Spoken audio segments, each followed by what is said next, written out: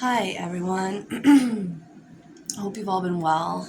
I thought I would pop on for a moment and just kind of explain a little bit about what's been going on lately in my life, why some of the videos that I've been posting lately have been a little bit different, where I'm not necessarily guiding you through and teaching you a class. I'm more so just showing you how my body feels the need to move at that time and just kind of continue on my story about how addiction and trauma affect my life, which, if you've ever watched my intro video, is kind of why I started this channel in the first place, was to create a community of individuals that can share if they want to, or just listen to my journey on how sexual trauma as a child and neglect and abuse within the family and alcoholism, drug abuse, and everything has shaped me into the person that I am today.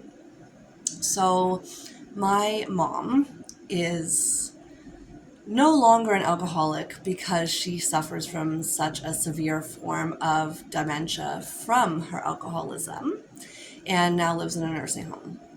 She is 57 years old. She'll be 58 this year. And yeah, so I have been, over the past couple of months, helping take care of some of the things that her condition has led her life to become.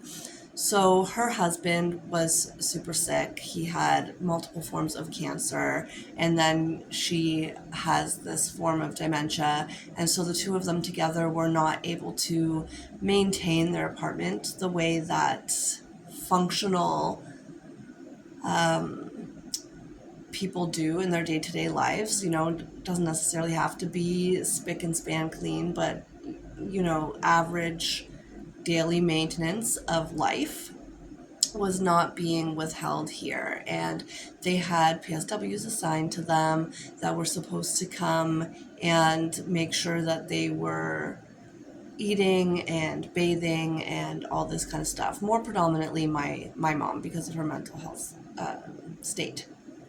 So recently her husband has passed away.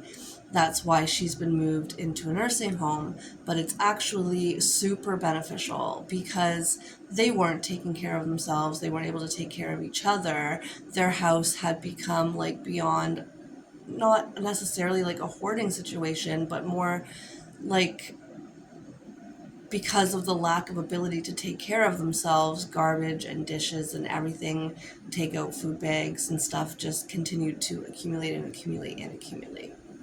So the PSWs got to a point where they no longer felt safe entering the environment to provide their job. And so I was informed of this. I didn't realize that it had gotten to that stage. And so I rented one of those big garbage bins, and I spent about 6 hours on the first trip trying to make some sense of the situation and get them back on their feet, get their apartment into a more livable state, and to a place where the PSWs would continue to maintain their job. That was while Ron was still alive. That was my mom's husband's name.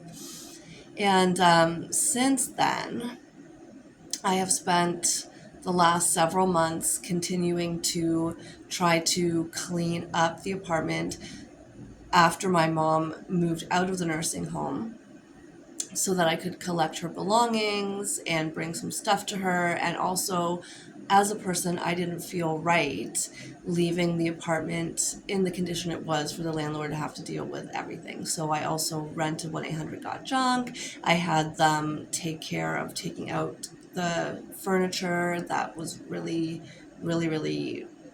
not in good condition. And I rented another one of those big garbage bins to continue to throw out product. Actually, I didn't have to rent the second bin. The landlord provided it for me because his kids actually run the bin business. So that worked out well. And then within this process of cleaning out my mom's place and getting her settled into the nursing home, it's just been super stressful and super taxing on me physically, like doing all the work, finding time, because I usually work 6 to 7 days a week, to be able to go down there and do this. And also mentally, like being in that environment, knowing that they were living in that environment, dealing with my mom's transition into the nursing home and her struggle with her mental health and her short-term memory and everything like that has just been a lot. And a lot of it also resurfaces memories from my childhood and dealing with her alcoholism, and then noticing how these things have now affected her life and her capability to be independent, and all sorts of feelings and emotions and thought processes and these kind of things have been whirling around in my mind. And yeah, quite frankly, leaving me feeling raw and exhausted and just in need of making sure that I continue to manage my own mental health. And that's one of the reasons why I got into yoga in the first place, was to help keep me feeling grounded and stable and allow me to connect with my breath and connect my body. And I ended up finding it really helpful within my healing through my trauma therapy programs and things like that I've taken in the past. And so now I'm a full-time yoga teacher and yoga and fitness instructor, and it just really helps me feel good to, one, maintain my own mental and physical health and wellness, but also to be able to provide that for other people and to, keep them healthy and to keep their positive hormones flowing and that kind of things, your endorphins and that kind of thing. And I'm super grateful through all of the mess of everything that I've been going through, that I have my yoga and my fitness routine and job to really help me through these times. So anyways, I just wanted to pop on and give you a little update as to why things might look a little bit different. And if you have been wondering, if you've been following me from the beginning, anything about how my journey has been going, just a little update, and I'll continue to keep you posted as things move along. And I'll do my best to continue to post videos for you, guiding you through some classes that I hope help you feel grounded and healthy, moving your body and breathing, clearing your mind, just being present for a little bit in the chaos of the world.